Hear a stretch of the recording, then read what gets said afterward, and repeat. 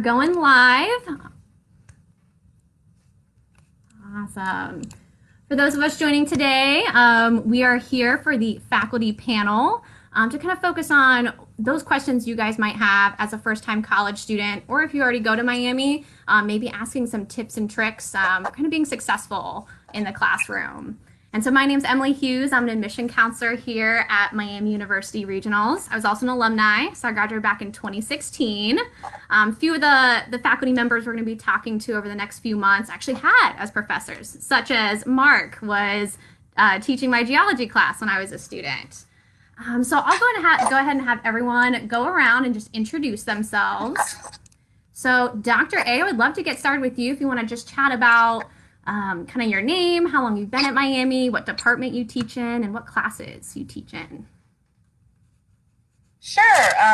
My name's Dr. Helane Androne, and I am the chair of Interdisciplinary and Communication Studies at Miami Regionals. And I'm an English professor, actually, so I'm also affiliated in a couple of other departments, but I teach American ethnic literatures. I teach African American literatures, Latino literatures, I should say Latinx, and other kinds of American literatures. I also have taught writing courses, English 111 courses, 112 sort of composition courses, and I've taught women's studies courses as well, among the rest of them. I've been at Miami for 18 years. So it's been a minute. Yes, that's it. Mark? Sure. So I've been here 12 years. I'm a geologist, but I do a lot in different areas. So I work in environmental geology, looking at the distribution of pollution. I also do a lot in technology development. So areas of remote sensing and also looking at mineral purity and economic uses of minerals as well. So I primarily teach essentially introductory level classes. So we have an introductory level class in environmental geology. We have an introductory lab. Then we also have some higher level classes that can be completed for what we call a thematic sequence. And these include oceanography and water and society. And just completing that thematic sequence, I've had students that get jobs in the environmental industry just with that. I also do a lot of undergraduate research with both, for majors from all across the spectrum. So essentially we have lots of different research opportunities in my lab and throughout the campus in general. Thanks, Mark. Jennifer, would you like to share? Sure. Hi, I'm Professor Jennifer Purdum. I've been at Miami in different forms for about 10 years. So I've been at Miami Regionals, at Hamilton and Oxford and Middletown. I'm an art professor, so I teach all the foundation art classes in the Humanities and Creative Art Department, newly formed. And I work also affiliated with the art department at Oxford. So I teach color theory, technical drawing, figure drawing, all the design and composition classes, creative tech. I can go on and on. I teach a lot of classes, drawing, painting, printmaking. I think that's it. I've been an artist working in Cincinnati for maybe about 10 years. And the last 2 years, my husband and I have opened our own printmaking studio downtown OTR. So we've been operating as a working artist residence and printmaking studio downtown too. So that's been a great opportunity for our students to take advantage of too. So I guess that's it. That's awesome. And so those of us who have joined us here on our live feed, we're chatting with faculty members just kind of about your frequently asked questions, kind of that experience in your first year. We're here on for 20 minutes, so feel free to comment. It is a little bit delayed on those comments, but we hope to get to those at the end of the faculty panel. And so we'll move on to our next question. What is your favorite thing about teaching at Miami Regionals? Dr. A? Sure. I think that the reason I came to Miami Regionals, because I'm a transplant. I grew up in Southern California, and so it's nothing like Ohio. so that is usually kind of the first question I get, and I usually answer it the same way I would answer this question, and that is that I really love the atmosphere at the regionals. I really love the diversity of students that I get in any given class. I mean, professionals, traditional students, veterans, high school students, international students. Like, there's this wonderful cornucopia of diversity, class, ethnicity, like everything in the classroom. And it's also this really small environment where it's a lot of faculty who really love to teach, who really love interacting with students, who really just love what they do, and the staff as well. So it feels very much like a family, like we know each other. And so I really like that. And being sort of connected in terms of resources to Oxford, but still having our small community, those are my favorite things. Love it. Love it. Mark, would you like to chime in? Sure. So I'm actually from the area. So I did my undergraduate at University of Cincinnati, and I did my master's there as well. And I worked through school. I worked as a steel worker all through that pretty much. And so, again, I would echo Dr. Androne's comment about diversity. And, I've had 62-year-old nursing students. I've had students that are very early on in high school as well through the CCP programs. And, again, I've had several veterans work with me, taking both classes and undergraduate research. So I think it is really neat to sort of have this sort of local focus, but still be very diverse in our student population. And basically, it's great to kind of also be anchored in the place that I grew up as well. So I feel I can relate to people immediately. I know exactly, when someone says what high school they graduated from, I immediately know where that's from. That's a real Cincinnati area thing. So I think that's neat. We actually have very high performing students here, and it's great because a lot of them are first generation college students. It's great to watch people grow through their classes and research activities and student activities.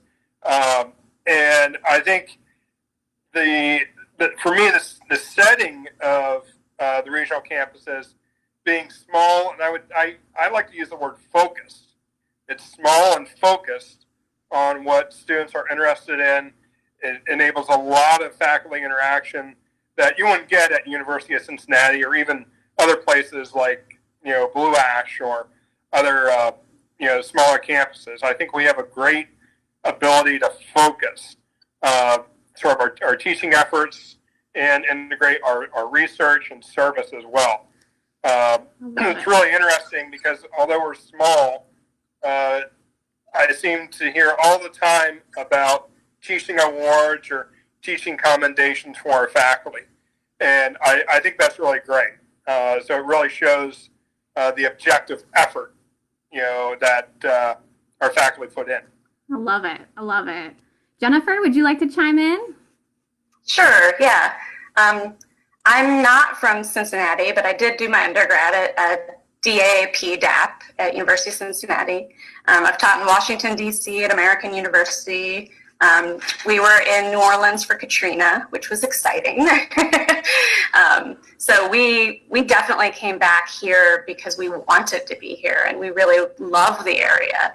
And I love my students for probably for the same reasons I loved college. Like, I was a first generation college student, and I feel like that's what I get. I get a lot of first generation college students who didn't even think they could major in something like art. And so it's really life-changing when they take those first few studio classes and realize that A, they're really good at something, and B, there's a life outside of school that you can make a living in art. I just want to like repeat that. You can make a living in art when you graduate. It is possible.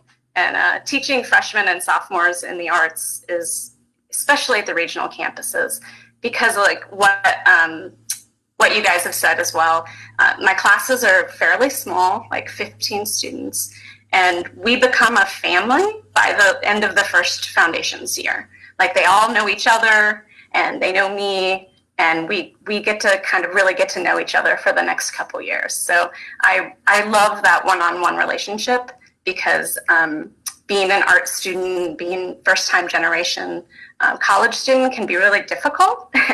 And I've been through it. So I feel like I can really help my students through that kind of phase of their life. That's awesome. Thank you, Jennifer. And so on to our next question. What do you think is the most important thing for students to keep in mind when choosing a major? I know for me, I talk to tons of students that are like, I just don't know what I want to do. I've talked to students that have changed their mind about their major like 5 times in the past month. So what is your insight on that, Dr. A? I've had a lot of conversations with students about this too.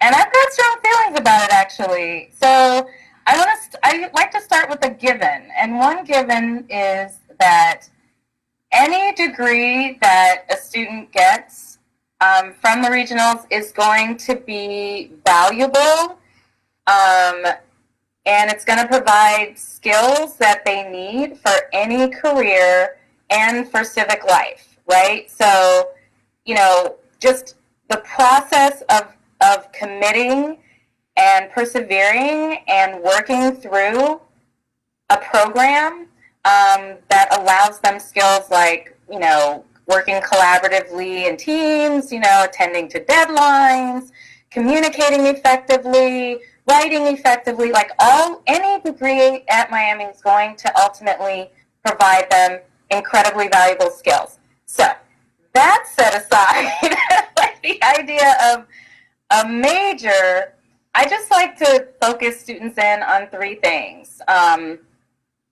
And one of them is talent, right? Like what their personal gifts and talents are, and to really focus in on like what those things are that really kind of come naturally to them, right? Like, are they naturally inclined to sit and read? Are they naturally inclined to doodle? Are they naturally inclined to take things apart, put them back together? Like, what is their natural inclination? And sometimes I send students off to talk to family members. Like, ask them what you did in your spare time, like what they had to stop you from doing. Those are probably the natural things. And then I tell them, think about your passions, the thing that you would do whether anyone was paying you or looking, or, you just do it as a hobby. It's where your curiosity leads you naturally. And then lastly, I ask them to think about environment, because I think it's really important to consider, do you really want to work with people? Do you want to work outside? Do you want to work inside? And I say work loosely because I often tell students, your major is not meant to be this like job. It's not going to translate necessarily into a job. It's a pathway to get you to your passion and your talent kind of meeting in a certain environment.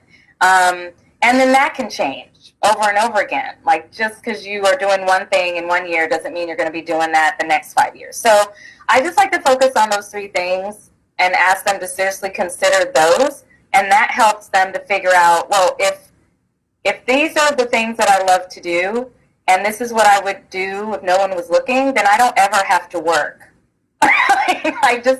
I get to do the thing that I'm meant to do, and that makes me successful. So it's part of this kind of larger conversation about what it means to be successful and happy in what you do, doing the thing that's natural to you. And I'm a prime example of that, because I was going into medicine because obviously I wanted to make money. But But you should never choose a major based on money. You will be miserable, and you'll keep changing your major. So that's where I kind of feel strongly about that. Mark, you probably have better. Go right ahead, Mark. Do you have anything to share? Sure. So I think there's a number of perspectives. I think an important long-term strategy, however, is to echo Dr. Androne's comments, is to pick something that makes you happy. And if you pick something that makes you happy, I think that's a good long-term strategy. The other component of that, however, is pick something that makes you happy, but have an eye on how that might apply in the economy. So, for example, and I'm just giving some general examples. If you're really interested in French literature and French culture, do that. Do that as a major, and then as you go through and build your knowledge base, think of talk to your professors, look for internships, do things that allow you to connect with that through the business world or other avenues. So, Department of State. There's also marketing. French is a major language in Africa. French is a very technical language in certain aspects as well. So, if you can find basically find something that makes you happy, and then sort of educate yourself on the different sort of lenses or different ways you can use that would be great. We certainly have a range of majors that are high paying. So our engineering technology majors, for example, my students that go on into geology, we have people who essentially they start on the regional campuses and then they finish on the Oxford campus or split their time halfway. But basically they end up making $65,000 a year in some environmental industries, and even more in other aspects of the economy. But you can also be very happy making $25,000 doing volunteer work or doing developmental work in the developing world too, using the same skill set. So I think really trying to taking college as an opportunity to really identify what makes you happy, building skills in those areas, and seeing how that connects to the broader world. I think that's a really great strategy. And I've had several students who over the time I've been a professor, they'll email me years after and they'll say, Dr. Krekeler, you were right. I just want to let you know I started a new degree program, in geology or environmental science. Accounting was not for me. So, it's really important to kind of listen to your instincts and sort of feel what makes you happy. And there are a lot of options, and it's okay. So we have basically, if you're not sure that first year or so, Emily might be able to talk to this a little bit more, but we have a university studies major, which basically makes you progress towards getting your degree, but still lets you explore things as well. So, that might be a conversation for another faculty panel. We can chat about all those different major options. Jennifer, would you like to share your insight? Sure. This is actually one of my favorite parts of teaching at the regional campus. When you go into the Foundation Art program, we're open to helping you in so many ways. You can stay at the regional campus for the community arts degree. It's the first 4-year art degree at the regional campus that we developed. But the same foundations is also applicable for transferring you to the Oxford Studio Art Department. We can help manage community art degree with the arts management, which is a really good connection to be made between those two majors. We can also help the student into architecture and interior design, art education, art history, and sometimes it's just a place for the students to find that it's not a good fit. So the first year in no way needs to be understood where they're going to end up. It's very much a journey in their freshman year, in my opinion. And a lot of students in the arts have been told that certain degrees are very good moneymakers, or their parents want them to go into communication design, and they find out in that first year if it suits them. Like, their aptitude might not be in sitting behind a computer for 10 hours a day, which is what you're going to do in communication design. So even though they think that that's where the money is, they find out that they're very good at something else. Like, they're very good at printmaking, or painting, or just content making online. So I do think that the regional is well suited to help guide students on their journey and kind of give them a little bit of feedback about what they're good at. Because a lot of students think, oh, I'll become a graphic designer. And they hate just sitting there on the computer all day. But they have other skills that they didn't even know about. So I do think that the arts is pretty broad, and some of the most interesting things are unknown to the students. They don't even know that it's a possibility to work for a non-for-profit in an art community project, and they don't, they didn't know that it was a possibility to do grant writing for that facility, or do their social management and their social media management.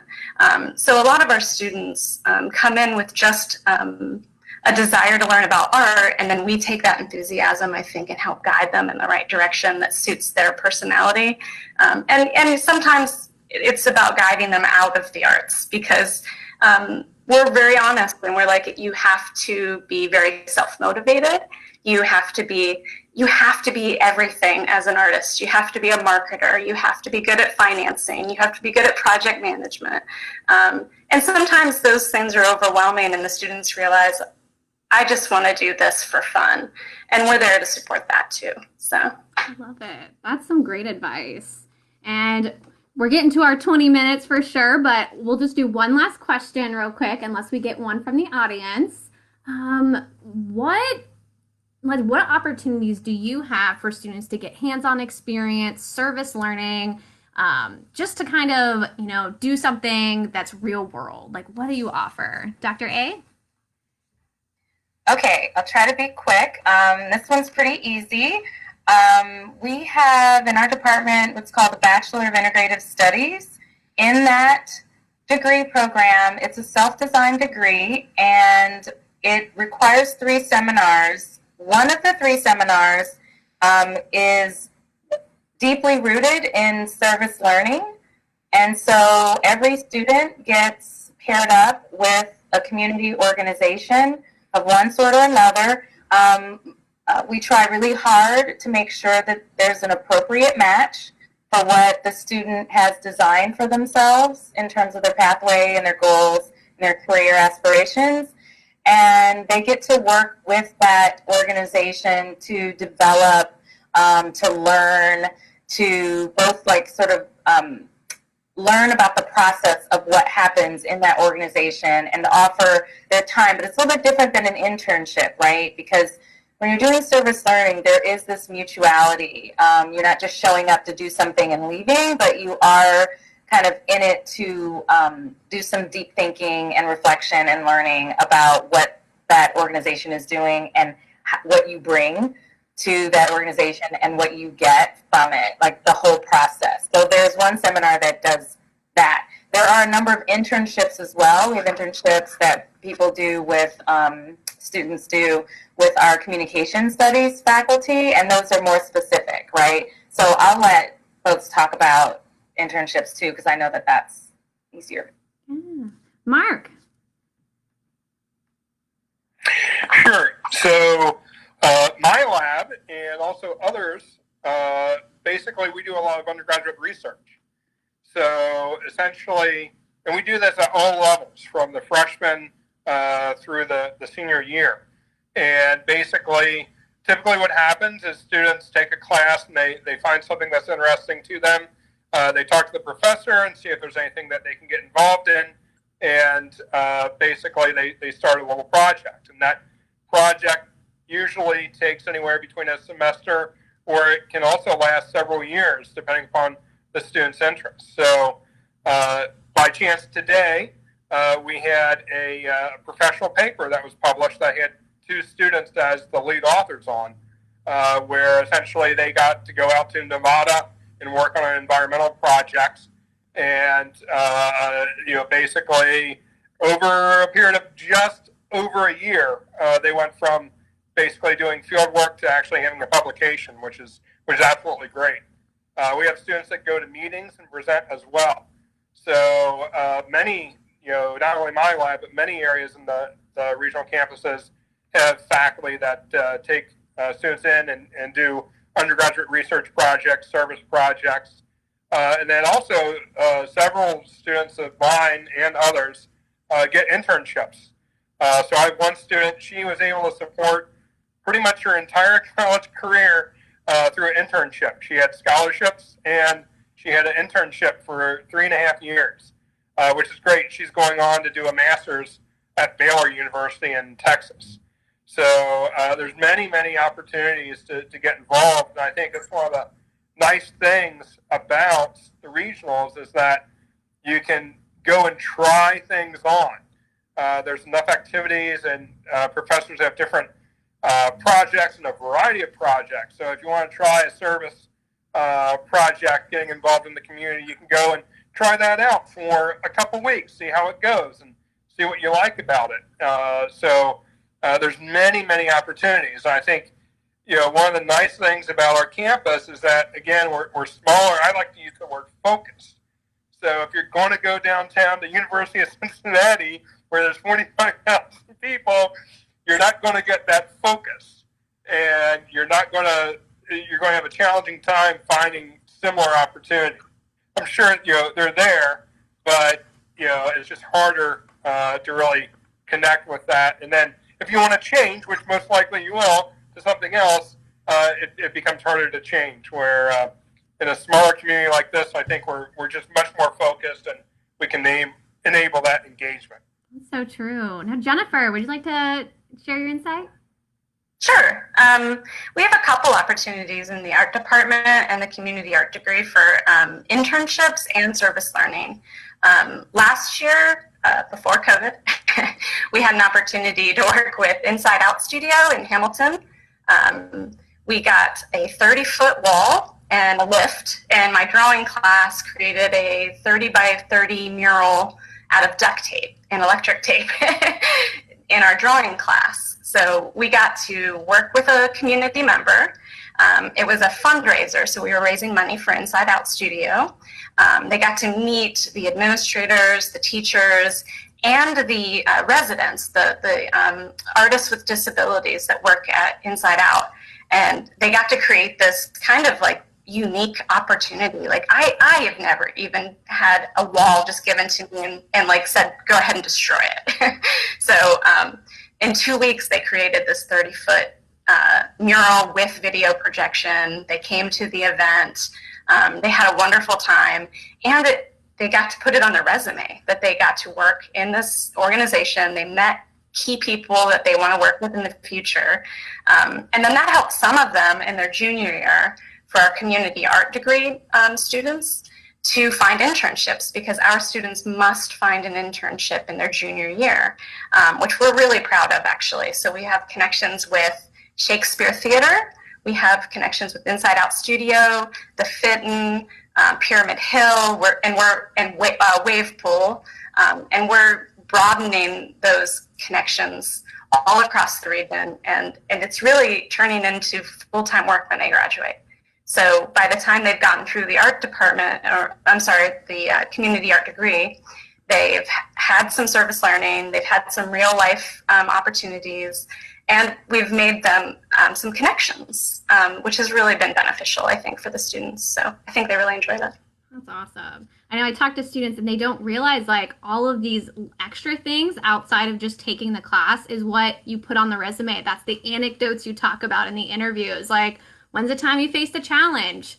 oh, I was given this task of, putting a 30 by 30 wall mural together, or, I worked on a published paper. That's really what sets you apart in kind of that first job interview process. And I'm really going to quick task all of you to come up with one word. What is one trait that you think is important for a student to have kind of to be successful in that college experience? And so feel free to jump in if you guys have that one word. Okay, I'll start since I was the last to go. I think communication, because a lot of my students don't realize that they have to communicate to us what's going on in their lives. And if they do, our campus is so equipped to help them in so many ways. But if I don't know what's wrong, I can't help you. So I feel like communication is my word.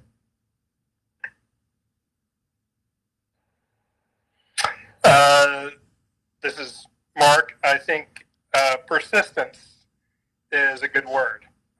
So basically, just that internal commitment to persist. And, you might have challenges inside and outside of college, but if you just simply make that commitment to persist, things will work out. So I think persistence is really key to success. I'm going to agree. Those are awesome. Let me just, I'm going to go add like flexibility, because students have to understand that it's okay to fail certain things, right? Like what they've got to learn is that this is what you're learning, how you're here to learn how to do these things. And so you've got to be flexible about your perspective. You've got to be open-minded and kind of roll with the punches a little bit. And just be flexible about all of the things that Jennifer and Mark have talked about. You've got to kind of break out of your shell sometimes and try different things and not be too afraid to fail at certain things, because that's when you learn the most about yourself, is when you can sort of discover things if you're flexible and you're trying new things and you're adapting. Those are multiple words. So, sorry, Emily. You're good. That was a good summary of everything. And we really appreciate your guys' insight. We haven't gotten any other questions from the audience, but any other final words before we sign off?